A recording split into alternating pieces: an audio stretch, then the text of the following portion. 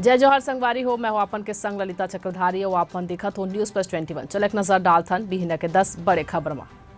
महतारी वंदन योजना पर रायपुर ले सबले ज्यादा फॉर्म। प्रदेश में अब तक 51 लाख ले ज्यादा आवेदन। सबले कम बीजापुर जिला ले।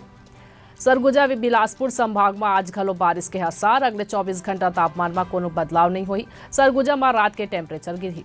आज रामलला दर्शन योजना के दूसरा ट्रेन हुई रवाना। सीएम साय मंझनिया 12 बजे रायपुर स्टेशन में दिखाई हरा झंडा। छत्तीसगढ़ व्यापक परीक्षा के तारीख घोषित करिस। 30 मई ले 16 जून के बीच हुई एग्जाम।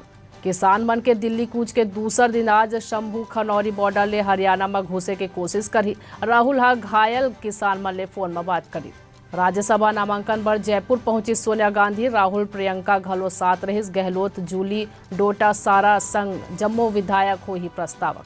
मणिपुर के इम्फाल ईस्ट में फेर हिंसा। गोलीबारी में एक के हुई मौत। 3 घायल। डेड बॉडी ले जात हुए नजर आए स्लोगन में।